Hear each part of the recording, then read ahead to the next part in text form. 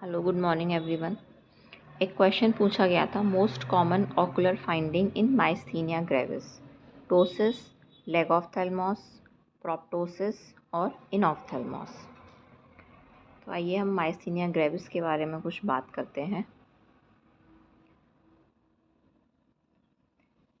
जो myasthenia gravis होता है ये एक ऑटो इम्यून डिजीज़ है। ऑटो इम्यून डिजीज़ है जिसमें कि एंटीबॉडीज़ जो होती हैं वो एसिटाइल कोलिन रिसेप्टर्स को डैमेज करती हैं। तो माइस्थीनिया ग्रेविस एक ऑटो इम्यून डिजीज़ है जिसमें कि एंटीबॉडीज़ मीडिएट करती हैं the damage and the destruction of the acetylcholine receptors. Acetylcholine receptors in the striated muscles. ये ध्यान रखने वाली बात है कि जो स्ट्राइटेड मसल्स में रिसेप्टर्स होते हैं सिर्फ वो डैमेज होते हैं। The resultant impairment of neuromuscular conduction causes the weakness and fatigability of the skeletal muscles, but not of cardiac and involuntary muscles. अब सिर्फ और सिर्फ skeletal muscles इन्वॉल्व होती हैं तो जो weakness और fatigability होती है वो भी सिर्फ skeletal muscles की होती है, cardiac और involuntary muscles इन्वॉल्व नहीं होते। अब जैसे कि सारे ऑटोइम्यून डिजीज़ मेनली फीमेल्स को अफेक्ट करते हैं, सिमिलरली ये भी फीमेल्स को अफेक्ट करता है twice as commonly as males. Myasthenia gravis में भी ऑकुलर, या तो ये ऑकुलर हो सकता है, और it may be bulbar which affect the cranial nerves arising from the lower brain stem, और it may be generalised. Congenital and the juvenile forms are rare. A similar clinical picture is found in the Lambert-Eaton myasthenic syndrome mediated by antibodies against the presynaptic voltage-gated channels.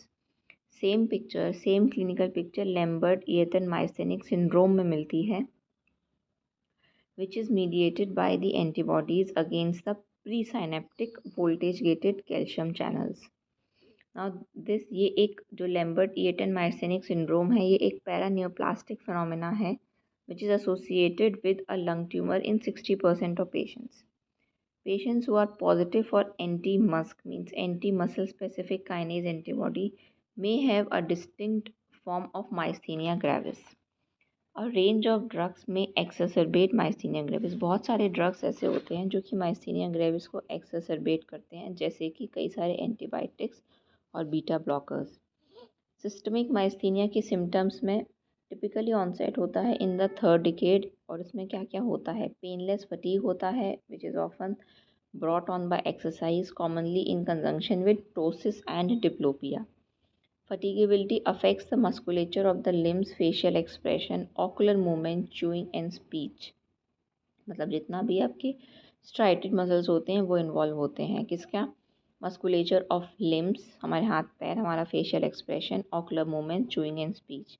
Bulbar symptoms include dysphagia and dysarthria. Difficulty with breathing is rare. खाने में दिक्कत होती है लेकिन breathing generally affected नहीं होती। Signs, peripheral weakness is the most common sign, most important, particularly of the arms and the proximal leg muscles with wasting in the long standing cases. अब क्योंकि वीकनेस होती है तो हम यूज़ कम करते हैं तो वेस्टिंग होती है। There is characteristically a lack of facial expression, जैसे कि इसमें देखिए 19.93 में there is no facial expression. Myasthenic crisis can be fatal due to respiratory distress if not treated promptly. अब आ जाते हैं हमारे टॉपिक पर, माइस्थीनिया ग्रेविस पे। तो जो ऑकुलर माइस्थीनिया होता है it occurs in 90% of cases, और ये प्रेजेंटिंग फीचर होता है 60% ऑफ केसेस में। 2/3 of the patient have both ptosis and diplopia. तो the answer of the question was ptosis. 2/3 of patient में टोसिस होता है, डिप्लोपिया होता है। डिप्लोपिया कैसा होता है, इंसीडियस होता है, बाइलेटरल होता है और फ्रीक्वेंटली एसिमेट्रिकल होता है। इंसीडियस मीन्स स्लो ऑनसेट होता है, बाइलेटरल होता है और एसिमेट्रिकल होता है। Typically worse at the end of the day, और it is worst on prolonged upgaze due to fatigue. अगर आप बहुत टाइम तक ऊपर देखते हैं तो टोसिस बहुत ज़्यादा हो जाता है फटीग की वजह से। कोगन ट्विस्ट साइन क्या होता है, जब हम डिप्रेशन से नीचे से देखने पे हम प्राइमरी पोजीशन में आते हैं तो एक ब्रीफ अप ट्विच होता है, इन अप शूटिंग होती है हमारी आईलिड की ऊपर की तरफ। तो it is a brief अपशूट of the eyelid as the eye saccades from the depression to the primary position.